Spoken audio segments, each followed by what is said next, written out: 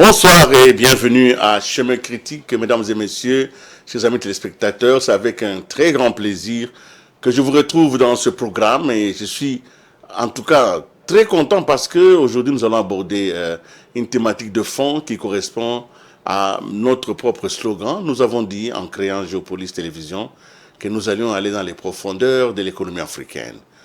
Entrer dans les profondeurs, c'est aller ouvrir en tout cas des tiroirs, des portes pour saisir ce qu'il y a derrière les apparences. Il faut donc aller au-delà des apparences. J'emprunte ici une image de la Bible où la Bible dit que Pierre, l'apôtre Pierre, a les clés pour aller au paradis. Donc on lui a donné les clés du paradis. Eh bien, parallèlement à cela, sur cette terre, il y a des hommes qui ont des clés pour comprendre des secteurs. Ces hommes-là, il faut les connaître, il faut les approcher et il faut leur permettre d'ouvrir les portes qu'ils ont la garde. Et une des portes majeures, c'est l'économie congolaise. Nous voulons comprendre ce qu'il y a dans cette économie. Nous voulons saisir ce que nous ne voyons pas, ce que nous n'entendons pas. Il y a des hommes qui ont des clés. Et j'ai eu le bonheur, et j'ai le bonheur encore une fois, d'avoir rencontré quelqu'un qui porte un trousseau de clés.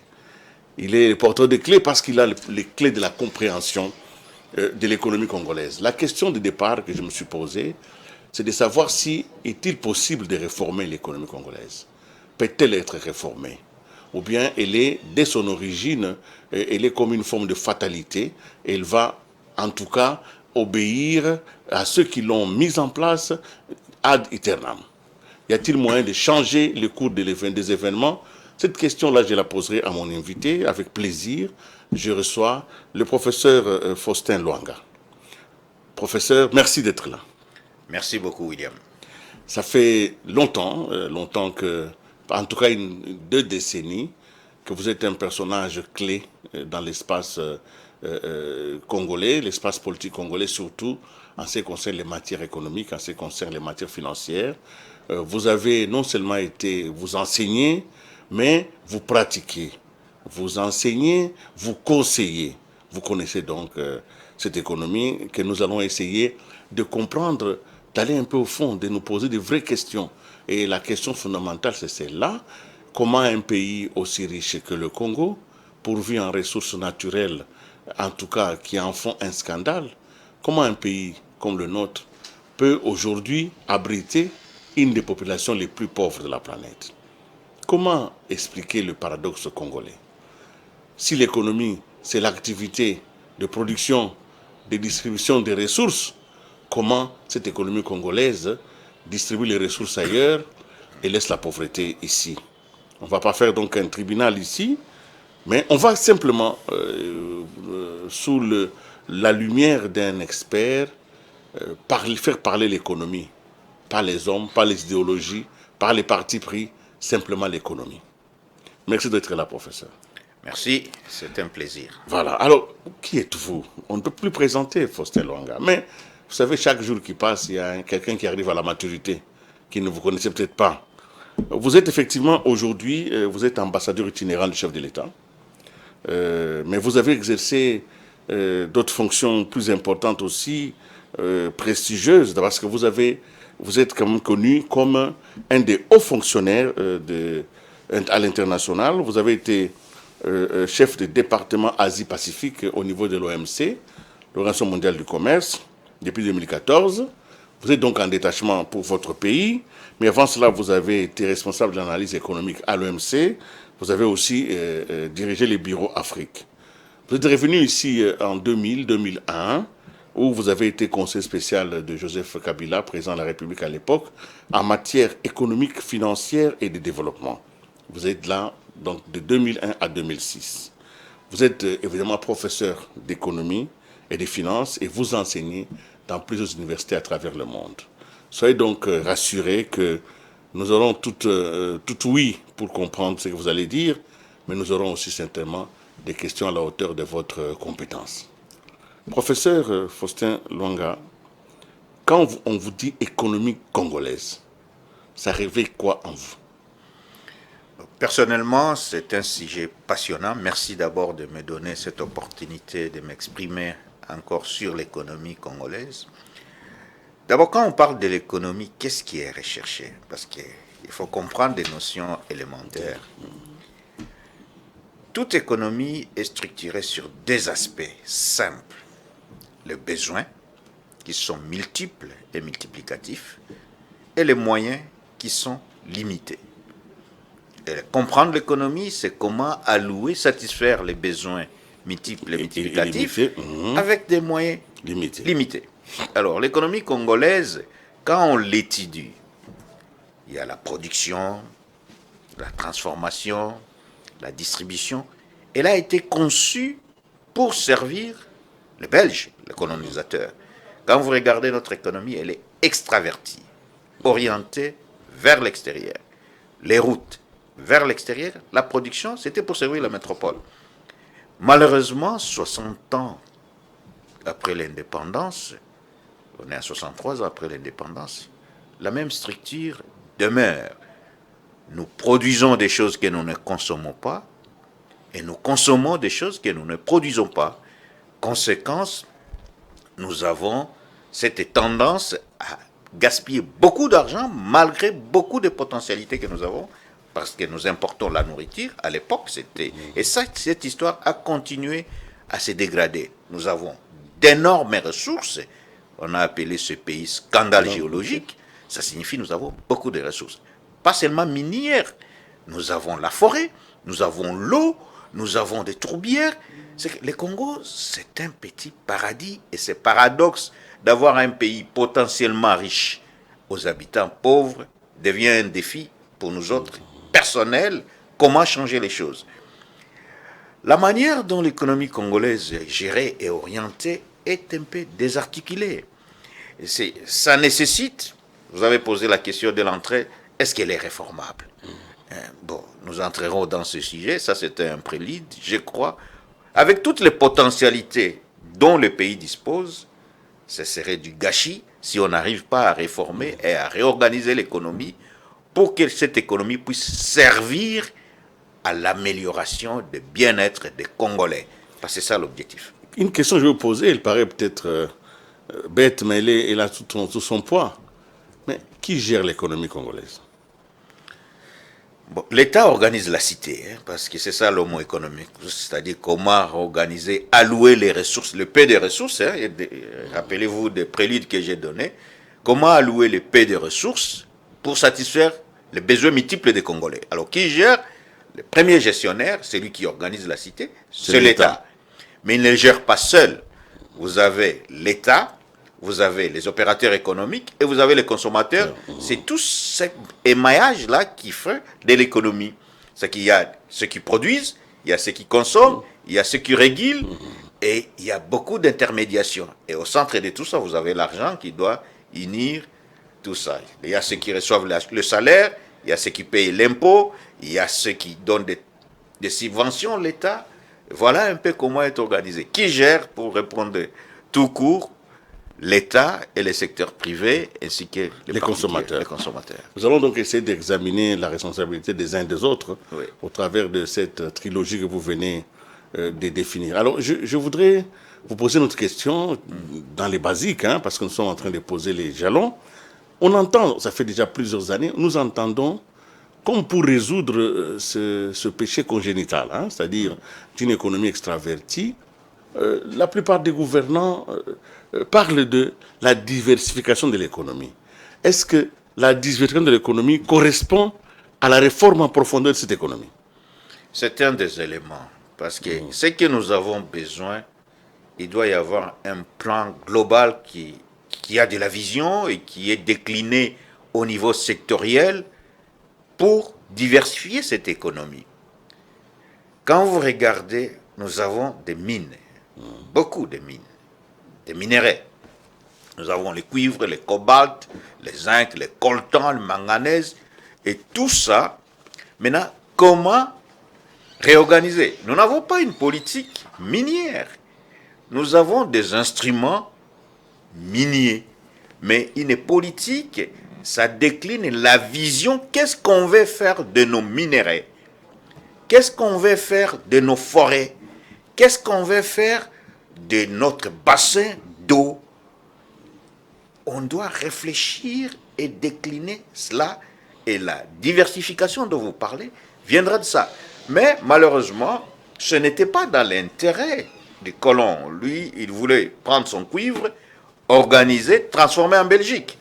De telle sorte, vous avez des villes comme Boken, Charleroi et tout ça, où on a transformé les cuivres congolais. La Belgique est connue pour ça. Le diamant a été distribué à Anvers et nos cafés partaient ailleurs et ainsi de suite. C'est que quand on parle de la diversification, ça ne doit pas être un slogan. Réfléchissons dans tout ça, dans l'ensemble. Les secteurs agricoles, on doit promouvoir par exemple ce qu'on a appelé les cultures de rente, qui nous donnaient des productions, des recettes. C'est-à-dire café, thé, c'est souvent les cultures qu'on ne consomme pas. Nous avons maintenant de l'autoconsommation, des cultures pour sécuriser la sécurité alimentaire à l'intérieur, promouvoir l'agricole, promouvoir les petites fermes, oublier un peu les grandes ambitions comme Bukangalozo, promouvoir des petites fermes, parce que c'est par là qu'on va réduire beaucoup de pauvreté, parce que la plupart des Congolais vivent dans le monde rural et ils se prennent en charge. Maintenant, c'est faire des complémentarités de telle sorte que ça soit transformé sur le plan local. Il y a beaucoup d'aspects dont il n'y en a pas encore touché, les infrastructures. Quand vous voulez diversifier, il faut réorienter, rapprocher les centres de production aux centres de consommation par les routes. Réorganiser notre espace aérien, qui est aussi une ressource énorme. Nous n'avons pas de bonnes routes, ni de rails, mais qu'on ait au moins l'aviation qui peut réunir les différentes villes. Bon, c'est qu'il faut réfléchir d'une façon globale et décliner ça par filière. Ok. Professeur, nous avons, évidemment, nous allons entrer en profondeur tout à l'heure, mais essayons de voir un peu qu'est-ce que les autres pensent. Parce que la pensée des autres, elle structure souvent notre état d'esprit en tant que nation. Quels sont les chantiers économiques pour relancer l'économie de la RDC? C'est un reportage qui nous a été proposé par nos confrères de France 24. C'est leur perception, eux, de ce qui sont les chantiers. Suivons ces reportages. Les dossiers économiques prioritaires? Alors, il y en a plusieurs. Moi, j'en ai sélectionné quelques-uns que vous allez voir à l'écran. D'abord, il faut des infrastructures. Vous avez le sous-sol, la richesse, la forêt, l'eau, etc. Maintenant, il faut des infrastructures pour, évidemment, déplacer ces richesses du pays. Donc, insister sur les infrastructures routières, électricité, etc. Ensuite, très gros problème, il faudra que le prochain président s'y attaque, c'est la corruption. Endémique, sans doute l'une des pires au monde, là aussi, dans les classements, notamment de la Banque mondiale, de Transparency International. La République démocratique du Congo est en bas du classement. Ensuite, la formation des travailleurs, parce que ça aussi c'est très important. Il y a le potentiel économique, mais les travailleurs ne sont pas suffisamment formés, et ça peu importe les secteurs. À la fois dans le secteur agricole, qui est petit, mais qui regroupe un certain nombre, une majorité de travailleurs, mais jusqu'au secteur industriel, en passant par les secteurs tertiaires. Donc il va falloir former les gens. Et puis, il va falloir un peu de stabilité politique pour pouvoir attirer les investisseurs afin que ce pays donne toute la puissance à son potentiel économique qui est très très riche. Merci. Voilà. Votre première réaction en suivant ce reportage? Bon, souvent, moi ça me fait rire les experts qui veulent réfléchir sur le Congo. Bon, personne ne sait leur interdire sans les Congolais. Bon, cette époque est révolue. Les Congolais ont la maturité scientifique de réfléchir sur leur pays. et bien sûr accepte toujours toute critique qui vient de l'extérieur.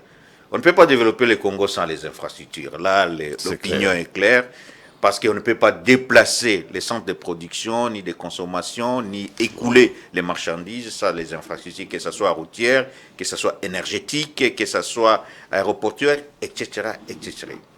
Mais la base de tout, c'est d'abord l'argent, parce qu'il n'a pas cité les infrastructures, mais il faut trouver le moyen.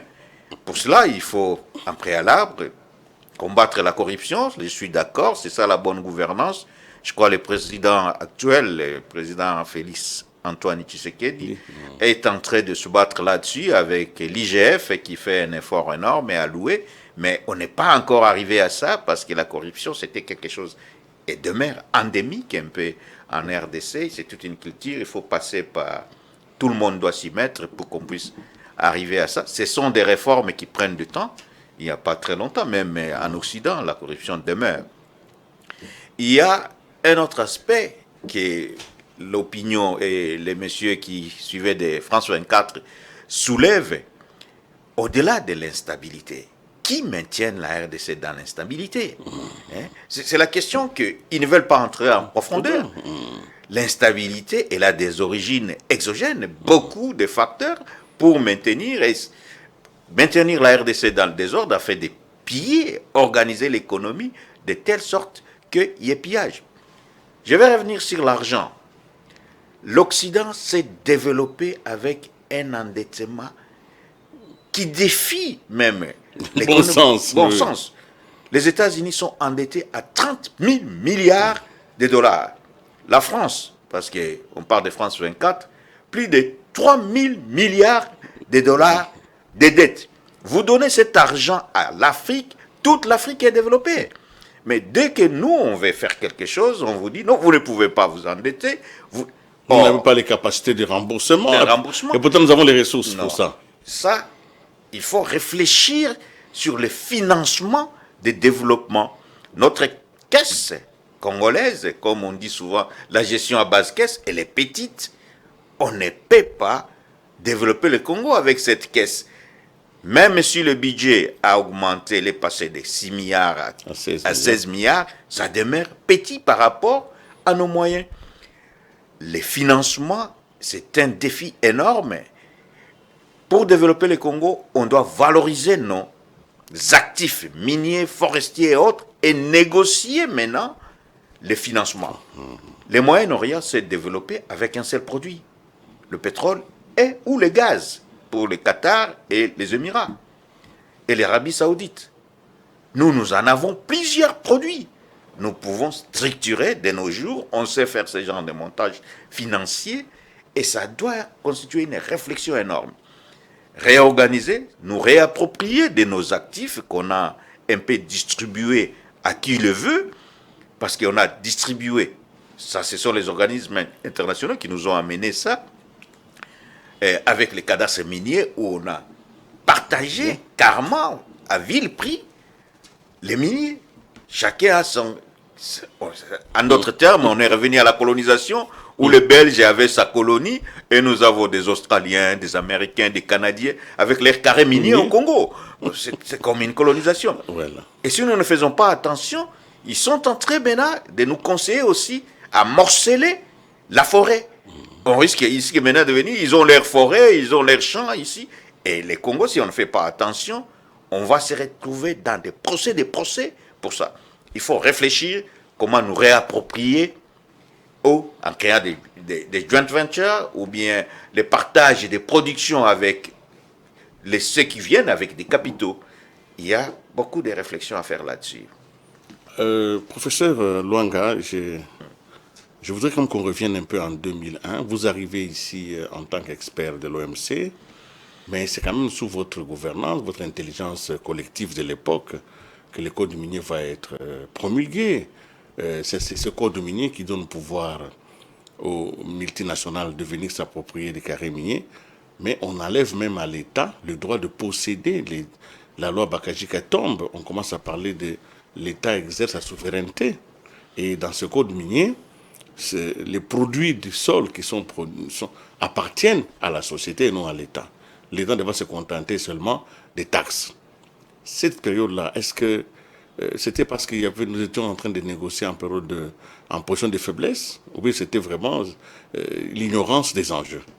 Bon, ce n'était pas l'ignorance des enjeux. Moi, j'avais fait de la résistance, une forte résistance à ce code minier qui a quitté mon bureau, mais j'étais mis en minorité à l'époque parce qu'on connaissait les conséquences de ça. On négociait en faiblesse, nous étions sous la guerre, et les pays étaient partitionnés en quatre.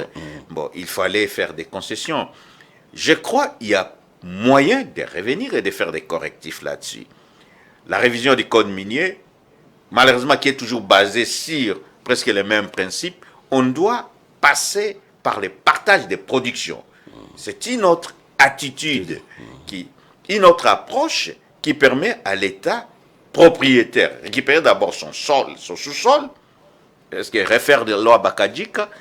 Autrement, on peut passer une seule loi. Moi, j'ai toujours dit une seule loi qui mettrait tous ces gens qui exercent ou bien qui s'approprient les carrés miniers d'une façon éternelle presque. Certains ont ces carrés sans les mettre jamais en valeur en procédant à la spéculation. Les anglophones appellent ça use it or lose it. C'est-à-dire, tu l'utilises ou tu le perds. Une seule loi où vous donnez à ces gens 3 ans de mettre en valeur. Si vous avez intérêt, et William, si vous avez acquis intérêt foncier, on vous donne la mise en valeur, c'est 3 ans. Si vous ne mettez pas ce terrain en valeur, on donne à quelqu'un d'autre. À quelqu'un d'autre. Pourquoi nos minerais, bon, ça demande beaucoup de capitaux, iraient aux gens qui n'ont pas de capacité à le mettre en valeur et sont en train de payer des droits superficiels. L'État peut s'approprier. Il y a déjà la première mesure, par exemple, qui enlève tout le monde. Vous avez peut-être suivi le cadastre minier à rappeler aux gens que désormais, seules les personnes morales peuvent avoir des carrés miniers. Parce que ça fait partir un peu tous ces nouveaux colons qui avaient des carrés qui les appartenaient sans qu'il y ait des moyens à les développer. C'est que petit à petit, l'État peut s'approprier de ces leviers-là.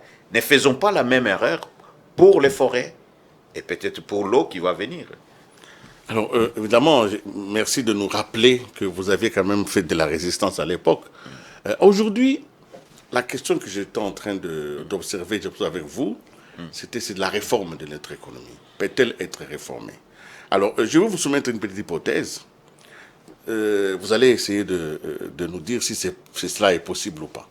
Si je vous ai compris, notre économie a été structurée de manière à être extravertie. Elle a été conçue, mise en place et animée pour pouvoir alimenter des économies d'ailleurs. Nous étions simplement ceux qui étaient un peu, comme on peut appeler, les travailleurs de service. Alors, même l'indépendance n'a pas changé fondamentalement la structure de cette économie. Elle est restée dans l'état où elle était. C'est comme ça que vous avez dit vous-même, et je reprends vos mots, nous produisons ce que nous ne consommons pas et nous consommons ce que nous ne produisons pas.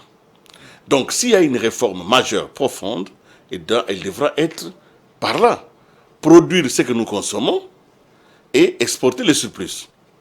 Si ceci est la réforme, les résultats, l'indicateur majeur, s'il y a réforme profonde ici, c'est que les Congolais vont produire ce qu'ils consomment et ce qu'ils ne consomment pas, les surplus, ils peuvent l'exporter.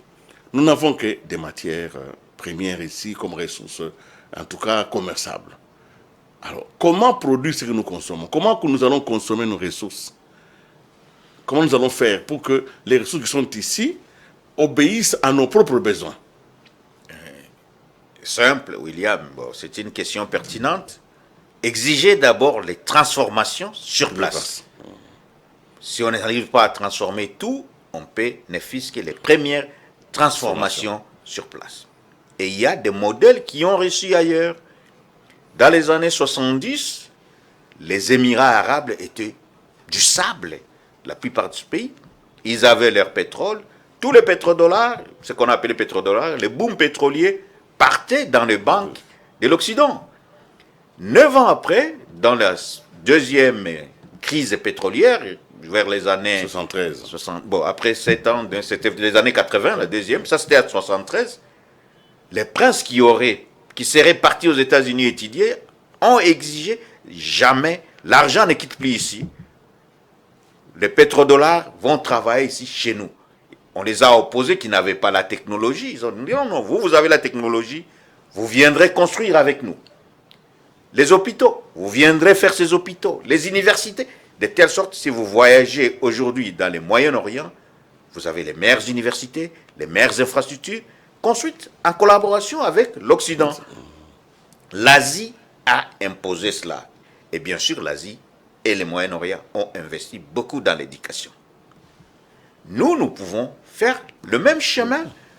Exigeons la transformation, mais quand vous voyez dans ce pays les Chinois qui arrivent, les Turcs qui arrivent, même les conducteurs de brouettes sont des Chinois, les conducteurs de camions sont des Chinois, les peintres sont des Turcs, il y a un problème. On ne doit pas accepter cela. Mais on n'a pas de travail qualifié. Non, peindre quand même, et conduire les brouettes, et les camions et tout ça, on n'a pas besoin de ça. Ne fût-ce que ça doit être laissé aux Congolais. Comme ça, c'est ça l'accumulation des ressources, les connaissances, et on peut amener quelques traducteurs qui peuvent les guider. L'État doit être exigeant à cela. Première transformation, c'est ça, il y a eu les contrats de sous-traitance. Mais sous-traitance, dans quel secteur? Il faut que ça soit dans les secteurs critiques. Parce que pas seulement fournir la nourriture, qui n'est pas critique dans la production. Ça doit être dans les secteurs critiques où on acquiert les know-how, les connaissances. Ça, c'est dans les domaines comment s'approprier et comment commencer à consommer. Si nous avons le cuivre, il y a les études qui sont en train de faire. Il y a une stratégie industrielle qui a été mise en place pour la batterie, par exemple. Il faut réfléchir filière par filière, William, pour qu'on puisse transformer. Première transformation, deuxième transformation, et même transformation qu'on commence à exporter. Nous greffer sur les chaînes globales mondiales de production. Nous sommes le premier pays producteur de coltan. Toute la téléphonie mobile dépend du coltan.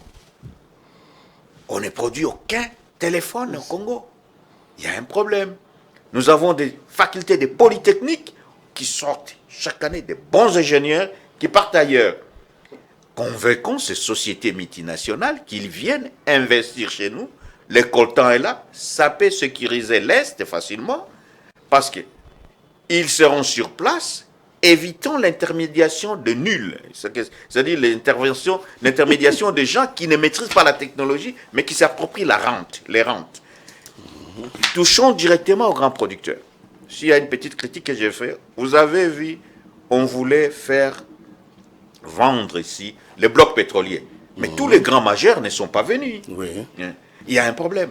Arrivons à nous crédibiliser et à les convaincre qu'ils ont tout intérêt à venir s'allier à nous. On ne peut pas refaire les mêmes erreurs comme on a fait avec les carrés miniers où on a vu certains opérateurs économiques arriver ici sans expertise, mais c'est eux qui deviennent nos négociateurs avec le monde extérieur.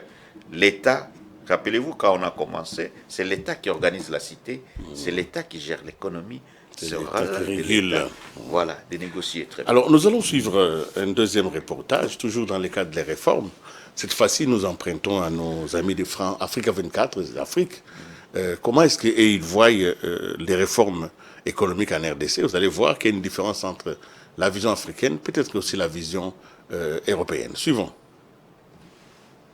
En 2020, la République démocratique du Congo veut augmenter ses recettes. Le président de la République, Félix Tshisekedi, et son gouvernement exécutent actuellement un pré-programme du Fonds monétaire international pour arriver à réduire les dépenses et maximiser les recettes publiques. Les ressources financières supplémentaires attendues pourraient atteindre environ 1 milliard de dollars. La RDC regorge d'énormes potentialités naturelles, minières, mais également, de par ses régies financières, la RDC est capable de mobiliser autant de ressources financières pour accroître le trésor public. Pour mobiliser plus de recettes, le gouvernement congolais s'est engagé à réduire les exemptions fiscales et autres systèmes de compensation. De plus, le paiement de la taxe sur la valeur ajoutée sera rétabli et la dette publique apurée. Des efforts nécessaires à l'assainissement des finances publiques du pays. 15 milliards échappés à l'État provenant des régies financières et exactement cet argent serait dans les poches des individus.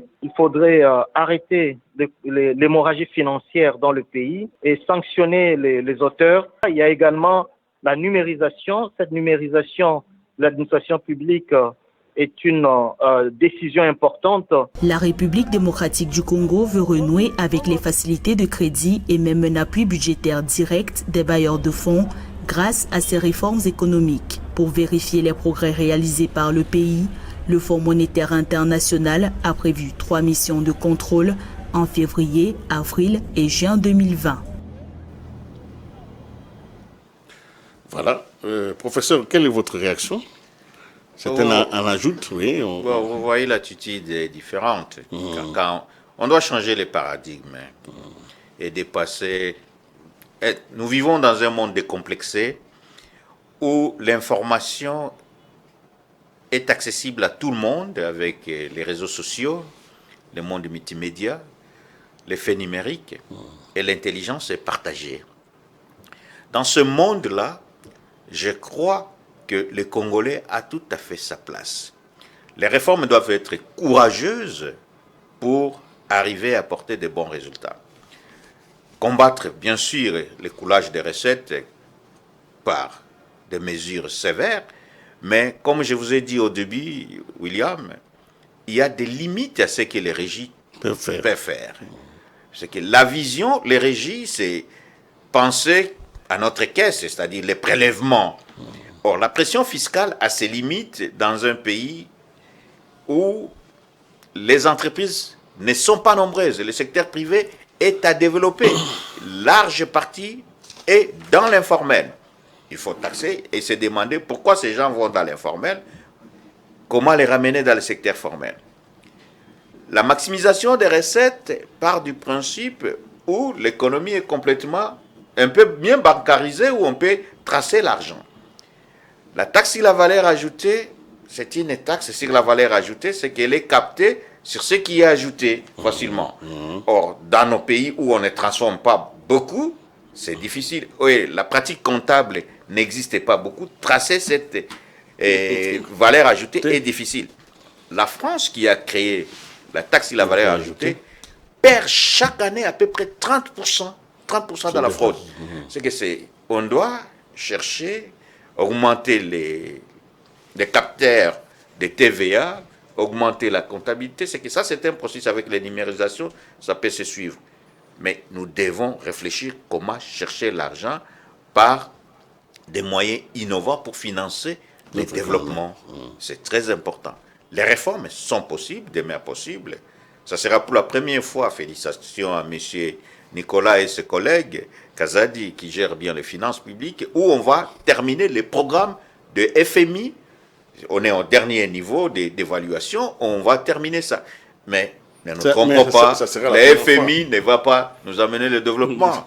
Bon, ils vont nous contraindre à bien gérer, mais quand on gère seulement une petite caisse, et à nous d'élargir la caisse. Alors, faisons comme si nous n'avons rien dit depuis le début de l'émission. Oubliez ce que vous avez dit. Je vous pose maintenant une question. Professeur Faustin Luanga, quel serait le moyen clé, parce que vous êtes porteur de clés, pour réformer cette économie?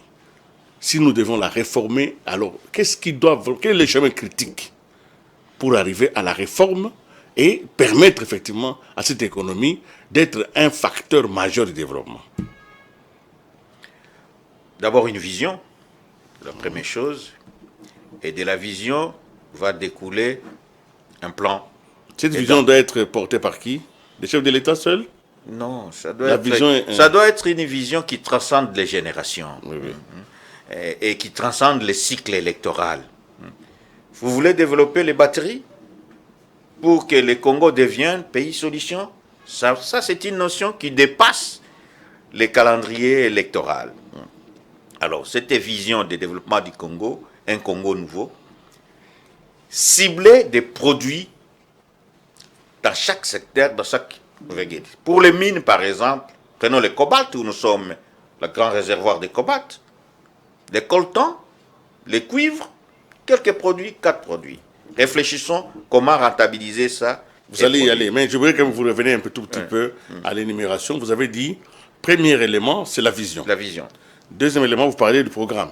Le programme. Et Maintenant, non, le plan. Les Dans plans. ce plan, il va découler maintenant des programmes. C'est différent. Vous avez la vision qui est déclinée en plan. Oui, Et les plans est décliné en programme. en programme. Et ce sont les programmes qui sont exécutés annuellement. C'est que ces plans doivent être pluriannuels, multisectoriels. Alors maintenant, la question est celle-ci. Dans un pays où chaque cycle électoral est constitué comme la fin d'un monde et la naissance d'un autre monde, comment on peut mettre en place une vision qui dépasse le cadre de la possession du pouvoir par les grands... Comment les grands partis, en réalité adversaires, peuvent être d'accord sur une vision qui transcende le cycle électoral? Quels sont les mécanismes pour avoir ce consensus? Je vais entrer dans les mécanismes, mais il y a un grand chantier, c'est le chantier de l'homme congolais lui-même. Hein. Oui. Et ça c'est autre chose. Et où on a vu la transhumance de nos politiciens, bon, et même des universitaires qui changent aussi. C'est que c'est le chantier, le plus grand chantier, c'est l'homme congolais aussi qu'il faut complètement travailler dessus. Ça passe par l'enseignement et autres. Maintenant, comment, pour répondre concrètement à votre question, nous sommes en train de passer au budget traditionnel, au budget programme. Parce que quand le budget programme, même que ceux qui viendront, ils trouveront des programmes en cours et ils vont former les budgets pour l'exécution des programmes qui sera là. Si on a budgétisé pour 10 ans construire le chemin de fer d'ici jusqu'à Ilebo, vous n'allez pas venir que non, cet argent a été prévu pour ça et directement vous ne le faites plus. Donc c'est qu'il y aura des mécanismes contraignants pour poursuivre et qui lient de génération en génération. Et ces mécanismes, c'est ce que vous appelez les budgets programmes. Oui, le budget programme a cet avantage-là. Donc, même si il est mis en place par une législature, elle a l'avantage de posséder le pouvoir de continuer même au-delà. Au-delà, oui. Le budget programme va résoudre un peu cette tendance parce qu'il y aura chaque ligne budgétaire et aura un programme, aura une finalité et des objectifs et des paramètres à suivre. Est-ce que le gouvernement actuel a proposé un budget programme pour cette année? Bon, il y aura quelques ministères qui seront liés par un budget programme. On va étape par étape, on ne peut pas basculer d'un coup tous les budgets à budget programme. Ça nécessite la formation, l'appropriation et la compréhension aussi de tout ça. C'est vrai que nous ne sommes pas là pour parler du président, mais vous êtes quand même un ambassadeur itinérant et vous avez le regard suffisamment critique pour pouvoir identifier. Si on vous demandait quelles sont les grandes avancées en matière économique que cette législature a mises en place, vous direz quoi? Bon, au-delà des slogans, on a vu quand même l'assiette budgétaire augmenter. C'est du concret. Bien sûr, nous continuons à avoir les fragilités qu'une bonne partie nous est apportée par l'aide extérieure. C'est une fragilité, mais l'économie s'est montrée résiliente par rapport à 2 chocs. Le choc de Covid et le choc de la guerre d'Ukraine. On a résisté économiquement. Ça, c'est à mettre à l'actif du chef de l'État et de l'équipe économique qui suit. Mais la situation demeure fragile. On a vu aussi beaucoup d'investissements pour la première fois avec les programmes de développement des territoires, le PEL, 145 territoires. de 145 territoires. Il y aura renouvellement de parcs, que ce soit le patrimoine de l'État au niveau territorial. C'est beaucoup d'argent, ça fait quand même 1,5 milliard retourné dans les territoires. C'est qu'il y a cette volonté pour que ça puisse changer. On a observé, que ce soit dans la ville de Kinshasa, des infrastructures, des nouvelles avenues qui ont été réhabilitées. On voit des immeubles, le centre financier en construction, on voit des chantiers commencer comme les ports en eau profonde, mais il y a Inga qui reste encore. On ne peut pas développer ce pays sans énergie, mais il y a des barrages au niveau intérieur. C'est qu'il y a eu cet effort, et ça, c'est pendant 4 ans et demi. Bon, il a eu 2 ans qui étaient perdus dans des discussions politiques à la congolaise, mais on voit quand même cette volonté de chef de l'État, malgré qu'il y a des corrompus et des corruptions, ce qu'on a appelé les frappeurs, les présidents continuent quand même à mener bien la barque des réformes et d'investissements dans les infrastructures. Parce qu'on ne peut pas transformer le pays sans ces infrastructures. Ça, c'est à mettre à son avantage. Il y a des chantiers contre la corruption. On a vu l'IGF redynamiser et faciliter quand même et diminuer la corruption, les degrés de la corruption par rapport au début de mandat. Rappelez-vous, il y a eu des gens qui ont été arrêtés, acquittés, mais il y a d'autres qui continuent quand même dans c'est toute une culture aussi. Il faut travailler l'homme congolais pour qu'on puisse avoir peur de l'argent de l'État. Malheureusement, au Congo, on continue à penser, vous voyez, des chefs d'entreprise de l'État qui ne produisent pas l'argent, mais qui s'approprient des salaires faramineuses, y compris les hommes politiques. Ils ne vont pas aimer ce que moi j'ai dit.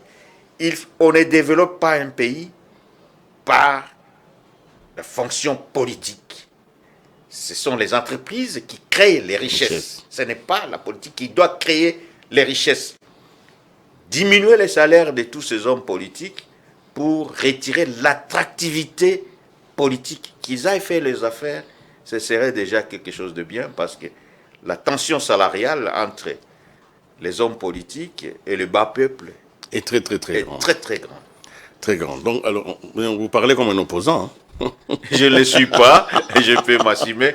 Vous savez, William, c'est lui qui t'aime et il te conseille. Le rôle d'un conseiller, et depuis, moi je suis habitué à ces francs-parler, le rôle d'un conseiller, c'est de donner ce qu'il croit être bien pour le pays. Moi j'ai toujours dit aux gens que je conseille, et j'ai une large expérience planétaire, j'ai déjà visité à ce jour 150 pays, nous ne sommes pas nombreux. J'ai accumulé de bonnes pratiques qui ont fait de preuves ailleurs. Si à l'OMC on m'a confié la gestion d'Asie et Pacifique, confier ça à un noir, vous connaissez les complexes de ce genre, ça signifie qu'il croyait à moi, à mes capacités. J'ai dit, sincérité, ce que je crois être bon, bien sûr, il ne faut pas confondre mes conseils et moi-même. C'est le destinataire des conseils qui peut les consommer ou les rejeter. Ne jetez pas le bébé, l'eau de son bain. Voilà. Alors, nous allons évidemment prendre un dernier point important, parce que je vous ai compris tout à l'heure qu'il faut une vision. On ne peut pas réformer sans vision. Et tout à l'heure, je vous ai dit, nous devons produire ce que nous consommons. Nous allons réformer cette économie de manière fondamentale, si nous faisons cela simplement. Alors maintenant, en ce qui concerne l'homme, parce que vous avez travaillé à l'OMC, vous avez été dans beaucoup de pays, vous avez vécu des situations extrêmement tragiques au début, mais qui sont devenues des situations de victoire à la fin. Vous avez été dans des pays où la corruption était même pratiquement une religion, mais tous ces pays-là ont fait un effort, s'en sont sortis. Alors, je ne veux pas qu'on parle de la corruption, mais qu'on parle de l'homme congolais, parce que vous avez évoqué la question. Comment nous faisons pour aborder la question de l'homme? On la prend à partir d'où? Comment faire que l'homme politique, c'est lui qui est en responsabilité d'État, qu'il soit quelqu'un de sérieux, en qui l'on peut compter pour pouvoir mener les politiques publiques? Bon, il y a d'abord l'exemplarité. C'est lui qui conduit la chose publique, et c'est très important d'être exemplaire, parce qu'il représente une vision, il représente une ambition, un idéal. C'est très important. La formation, l'éducation, c'est quelque chose d'important. Ce n'est pas seulement l'école, hein, mais nous avons beaucoup d'églises, mais la morale ne suit pas. C'est qu'il y a un dilemme. Moi, j'appelle les églises, j'ai pris, je crois au bon Dieu, ça devient du business de la morale. On doit réglementer cela, parce que quand les églises commencent à dévier les gens de l'utile, ça pose un problème. L'école, où la morale, le moral au niveau et le moral et la morale n'est pas bon à l'école. Les programmes lui-même ne reflètent pas l'ambition du pays. Nous formons des gens, excusez-moi les termes, dont la plupart est inutile. On se retrouve beaucoup de chômeurs. Parce que ailleurs, comment ça se fait? Parce que vous m'avez posé cette question. Les gens regardent le marché. Ils rentrent, ils forment en fonction du marché. Ils produisent en fonction du marché. De telle sorte qu'il n'y a pas d'invendu. Chez nous, on commence directement, on produit. Tu vas distribuer ces riz comment? Tu ne sais pas. Les poissons, tu as pêché, tu ne sais pas comment. C'est qu'il faut changer cette vision, regarder ce qui est bon, regarder ce que veut le pays, et maintenant, changer les programmes en fonction de ça. Favoriser des formations formantes, des écoles artisanales, créer les prestiges même que tout le monde ne doit pas aller à l'université pour penser réussir. C'est toute une réflexion sur le plan national qui doit se faire, surtout, au commencement étaient les verbes, hein, c'est ce qu'on dit, et l'homme doit travailler d'abord sur lui-même pour s'améliorer, et les Congolais ont besoin de cela vraiment. Alors, professeur Lwanga, quels sont les secteurs, vous étiez en train déjà de les développer, les secteurs porteurs aujourd'hui, sur lesquels nous pouvons fonder cette réforme? Bon, oui. Je crois que le premier secteur, on ne peut valoriser que ce que nous avons. Nous avons les mines, il ne faut pas s'en obfusquer, ça nous appartient. Nous devons les valoriser, attirer des valeurs ici, des chaînes de production chez nous. On a commencé pour la batterie, c'est à féliciter. Qu'on aille aussi pour la téléphonie et tout ça, et les cuivres, qu'on les attire. Le président a inauguré les zones spéciales au niveau des Maluku. Ça va encourager un peu une masse de production. On va commencer à transformer ces choses. L'agriculture, on parle de la revanche du sol sur le sous-sol. L'agriculture est importante parce que ça emploie beaucoup de gens. Si nous arrivons à créer beaucoup de structures au niveau agricole, ça va vraiment avoir de l'impact sur la majorité des Congolais. Là aussi, choisissons des produits à promouvoir. Quelques produits à grande valeur ajoutée, les thés, les cafés, pour les produits des rentes, les riz, le manioc, le maïs pour la consommation de la nourriture et quelques légumineux. Nous avons les sols pour ça. Qu'on ne s'éparpille pas. Quelques produits miniers, quelques produits agricoles, les services. Ça c'est un autre secteur qu'on oublie. Le secteur bancaire, quand il a été développé ici, c'est là où les gens gagnent un peu mieux leur salaire. La téléphonie, que moi j'avais conseillé à 2000, pour qu'on ouvre, les gens gagnent aussi mieux leur vie, quoi qu'il y a beaucoup de contrôles à faire, parce que beaucoup d'argent échappe à l'État dans la téléphonie. Il faut aller, les assurances qu'on vient de libéraliser, mais quand vous les libéralisez chaque fois qu'il n'y a pas de Congolais, c'est un risque d'évasion. Nous avons vu ça dans le secteur bancaire, il n'y a aucune banque congolaise. Dans le secteur des assurances, presque pas de Congolais.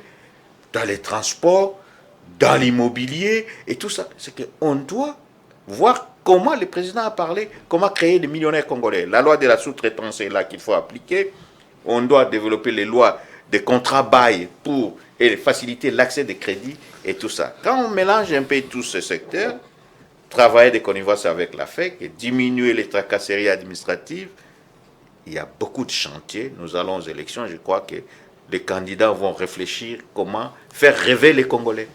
Alors, évidemment, nous venons de parler de ces pistes. Nous allons suivre ce que notre confrère a développé par rapport aux pistes pour résoudre les chaos économiques congolais. Le mot même chaos est assez surprenant, mais en tout cas, suivons ces derniers reportages avant de venir boucler cette émission. Aujourd'hui, toutes les théories sont les théories de lutte contre la corruption. Mais bien sûr, quand vous avez des théories de lutte contre la corruption, vous y êtes et vous allez y être encore demain. Ma pensée à moi, c'est l'éradication et la prévention de la corruption. Et il faut avoir la possibilité de changer de fusil d'épaule, de changer de stratégie pour être en mesure d'éradiquer de manière définitive la corruption. On ne peut pas cohabiter, on ne peut pas flirter avec la corruption. Il faut en arrêter là. Et aujourd'hui, toutes les théories de lutte contre la corruption ont montré les limites. C'est pas ça qu'il faut faire. Il faut aller vers une autre étape et je pense simplement que nous devons aller là-dessus. On ne peut pas cohabiter avec la corruption. Ça n'a pas de sens. Tout le monde sait très bien que c'est destructeur, c'est un cancer. Et il faut trouver des mécanismes. Il n'y a pas une terre propice pour la corruption. L'Afrique n'est pas propice pour la corruption. Tout le monde a vu ce que la corruption a porté sur le territoire. Et il est important que l'Afrique se réveille et se dise, allez, je ne suis pas le corrompu et le corrupteur à la fois, je suis le corrompu et il y a le corrupteur en face. Je peux stopper cette affaire. Et la seule façon de le stopper, et je le disais tout à l'heure, c'est s'assurer par exemple qu'on a la connaissance parfaite des différents intervenants qui viennent chez nous. Par exemple, il est inacceptable de continuer à avoir des sociétés dont on ne connaît pas réellement les vrais associés. Voilà, c'est Al Kitenge, vous connaissez. Oui, il était un de mes assistants en 2001 à la présidence. Vous avez donc contaminé Al Kitenge qui parle un peu comme vous là. C'est un garçon bruyant que Voilà. j'aime beaucoup. Ok. Alors donc, vous avez vu que nous, on revient toujours à la corruption, on revient toujours à cette problématique de l'homme, l'intégrité de l'homme. On ne peut pas entrer dans l'espace public, travailler pour la communauté en ayant des messages. Vous vous rappelez, vous qui aimez bien l'histoire biblique, ceux qui s'étaient occupés de l'argent de la première communauté chrétienne et qui avaient détourné un tout petit peu, ils sont morts. Ils sont morts parce que s'occuper des autres, c'est s'occuper en tout cas, c'est d'agir au nom de Dieu.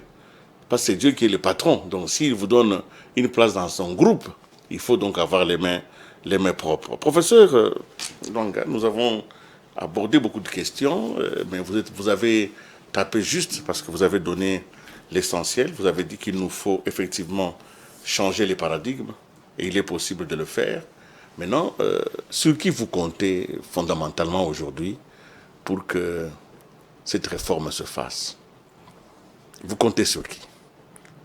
Sur le Congolais lui-même, d'une façon vague, parce que personne ne fera cette réforme sans nous, sans que nous nous approprions la réforme.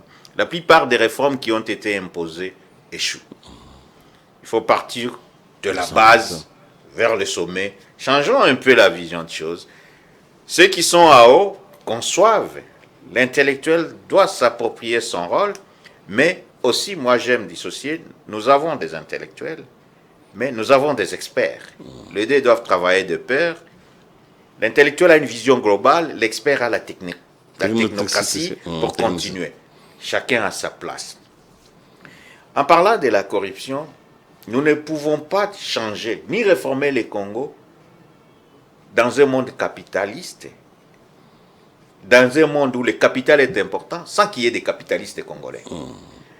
L'accumulation, l'histoire d'accumulation des ressources a plusieurs penchants. On a vu à travers l'histoire, la mafia a développé l'Italie, les Yakuza a développé le Japon, les Yankees développé les États-Unis, l'Amérique latine avec tout ça. C'est que l'argent n'a pas toujours été propre. Voilà. Ça, c'est... Voilà. Qu'on s'en offusque pas. Ceux qui ont accumulé suffisamment au Congo, qu'on trouve une formule pour que leur argent nous soit serve, recyclé et nous aide au Congo. Ça, c'est ma réflexion à moi. Elle est ça puissante, demande le courage, faire sortir tout cet argent de l'informel qui est ancré dans le matelas pour que ça soit utile. Parce que si nous ne le faisons pas, les autres appellent ça blanchissement d'argent, ils le font. Nous voyons des immeubles sont en train de monter, d'être soulevés ici sans qu'on pose la question, ça vient d'où? Mais que ça crée des usines, que ça crée des industries. Pensons à une amnistie financière. Et ils l'ont fait en Occident. Hein. Amnistie financière, amnistie fiscale. La France venait de la faire il n'y a pas longtemps, où tous les gens qui étaient un peu sales, qui cachaient leurs argent, ont ramené l'argent pour qu'ils puissent travailler. Moi, j'ai réfléchi en dehors des box. On ne développera pas le Congo sans les Congolais. On ne développe pas le Congo sans les capitalistes congolais. Malheureusement, c'est une race en voie de disposition. Le Kindle est parti, Dokolo est parti, il y en a plus dans le banque. Comment créer des banquiers congolais? Comment faire des millionnaires congolais? Réfléchissons. Le président, il y a des lois, il y a des instruments. Qui est cette vision? Vous m'avez posé la question pratique. Je peux compter sur qui? Les leaders congolais et le peuple congolais qui est capable de ça. Et merci pour cette opportunité. Merci beaucoup, professeur Faustin Luanga. je veux vous demander de vous apprêter un de ces jours à revenir. Et le thème est même trouvé entre vous et moi. Nous allons examiner les conditions d'une amnistie financière, de manière à ce que les gens ouvrent leur matelas, leur coffre, là où vous avez enterré des sous. C'est vrai que vous les avez obtenus par des moyens parfois illégaux et risqués. C'est vrai que vous avez peur de payer les impôts. C'est vrai que vous avez peur, mais cet argent ne sert à personne s'il est dans un circuit informel. Vous pouvez le consommer, mais ça ne produit pas. À un moment donné, quand vous avez fini, vous avez regardé votre matelas, il ne reste qu'un billet parce que tout le reste a été consommé. Il faut donc revenir vers la surface et que nous fassions un effort pour que cet argent rentre dans les circuits officiels. Mais pour cela, il faut à la porte d'entrée qui est un bénédictin qui va blanchir, n'est-ce pas? Donc l'État peut blanchir des ressources. Rappelez-vous, à l'époque, en 1997, Mosè Laurent Désiré Kabila avait arrêté les mouvanciers, entre guillemets. Il les a mis dans une salle, il leur a dit, je sais que vous avez des moyens, eh bien, vous payez, vous partez. Cet argent va servir à la nation. L'argent est un moyen, ce n'est pas une finalité. Alors, quand il ne sert pas, il devient dangereux. Merci beaucoup, professeur. Et je crois que quand vous aurez le temps, revenez pour développer cette idée qui est quand même la première fois que je l'entends de la bouche d'un officiel. Et c'est quelque chose d'important qu'il faut, pour qu'on ne vous comprenne pas mal, qu'il faut développer. Donc, si vous pouvez être prêt dans un jour prochain, venez pour que nous puissions parler de cette amnistie financière capable de remonter vers la surface des industriels et des capitalistes congolais. Merci. Merci Willy, merci pour cette opportunité. C'est toujours un grand plaisir de passer à votre émission, Les Chemins critiques. Voilà pourquoi nous avons été critiques, nous avons proposé des choses. Ce n'est pas que nous encourageons la corruption, mais on doit réfléchir profondément comment rendre ce pays plus beau qu'avant. Voilà, c'est vraiment fini. L'émission Chemins critiques est arrivée à sa fin et que vous avez été nombreux à nous suivre et je sais que vous allez réagir nombreux. N'hésitez pas, écrivez-nous, prenez position sur les réseaux sociaux parce que nous voulons effectivement que notre économie soit réformée et parmi les moyens de la réforme, il y a tout ce dont nous avons parlé aujourd'hui. Il faut une vision, il faut un plan, il faut des programmes, mais il faut aussi des capitalistes congolais. Au revoir et à la prochaine.